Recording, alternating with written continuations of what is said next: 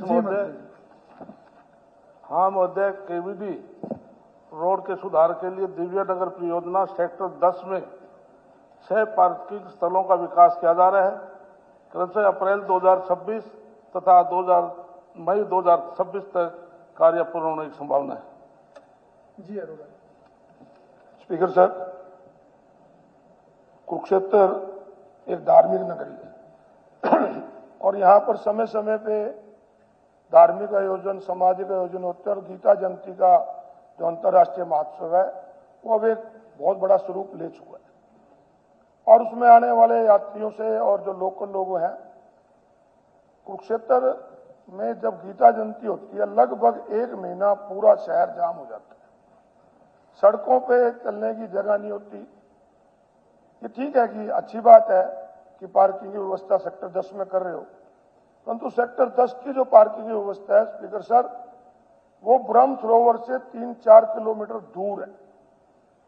मेरा तो ये प्रश्न है स्पीकर सर कि शहर के जाम की स्थिति को देखते हुए सरकार जो व्यवस्था करती है, जो जैसे हैवी ट्रैफिक है वो साथ लगते गांव मिर्जापुर है, जालपुर है, आलमपुर है, वहां से निकालती है। वहां सड़कें बहुत छोटी हैं, जहां सड़कों पे शहर में जाम लगता है गांव में भी जाम लगता है।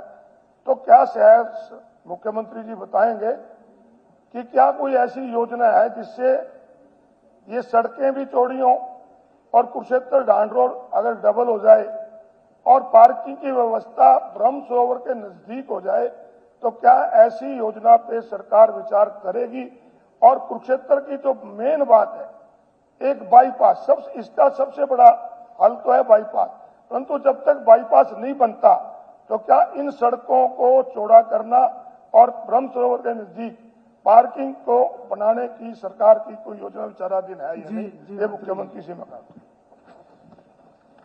अध्यक्ष महोदय, माननीय अशोक अरोड़ा जी ने ये पूरे हरियाणा प्रदेश के लिए बड़े अहम की बात है। 23/9/2024 को केंद्रीय पीडब्ल्यूडी मिनिस्टर और हरियाणा के मुख्यमंत्री की जो बैठक हुई, इसमें हमारा जो 65 किलोमीटर का यमुनानगर, रादौर, लाडवा, कुरुक्षेत्र, पेवा, जो कुरुक्षेत्र और पेवा शहरों से गुजरता जो रोड, इसके लिए मंजूरी दी गई है। डीपीआर तैयार हो गई है, बहुत जल्दी स्वीकृति मिल चुकी है, इसका काम शुरू हो जाएगा। सेकेंडली,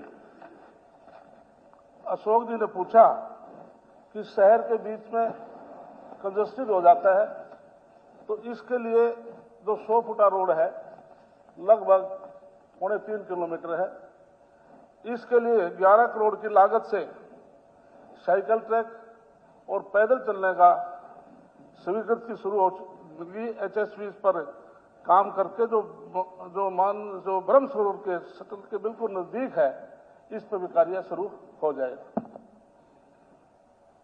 स्पीकर सर, ये ठीक है कि जैसे मंत्री ने बताया कि बाईपास के लिए गडकरी जी ने कहा था, परंतु पिछले दिनों जब कुरुक्षेत्र डिस्ट्रिक्ट में डिस्ट्रिक्ट प्लानिंग कमेटी की मीटिंग हुई तो उसमें जब रिंग रोड की बात आई तो मैंने वहां पूछा कि आप रिंग रोड की योजना लेके आए 2041 में, तो बाईपास की भी घोषणा हो चुकी है, तो कहीं इसमें आपस में टकराव ना हो।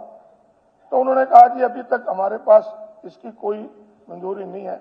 तो मेरा यह कहना है कि बाईपास जब तक ठीक है बनना चाहिए, अच्छी बात है, हम तो कहते हैं कि बाईपास बने और मुख्यमंत्री से उम्मीद भी कुरुक्षेत्र के रखते हैं क्योंकि सीएम सिटी है, सीएम सिटी में बनेगा तो अच्छी बात है, हमें भी मुख्यमंत्री के पैदा हो।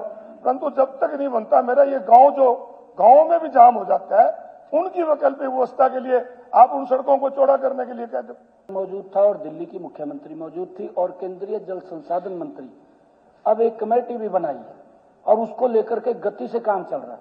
मुझे खुशी है माननीय अध्यक्ष जी बताते हुए कि दिल्ली के अंदर मात्र 4 महीने में 16,000 मीट्रिक टन कचरा यमुना से बाहर निकाल दिया है और उसके ऊपर इतनी गति से काम चल रहा है कि जो माननीय मंत्री जी ने बताया कि हमने एसटीपी ईटीपी लगाए, दिल्ली के अंदर भी अब एसटीपी और ईटीपी लग रहे हैं माँ यमुना अब स्वच्छ होगी, निर्मल होगी, आप चिंता मत करिए।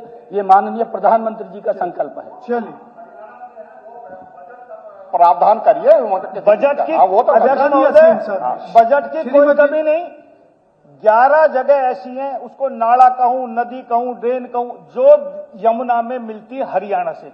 हम कोशिश कर रहे हैं कि उन 11 को 11 पे एसटीपी लगाया जाए या उससे प्रदूषित पानी ना जाए यमुना, क्योंकि मोदी जी ने नारा दिया कि हमने 5 साल में यमुना साफ करनी है।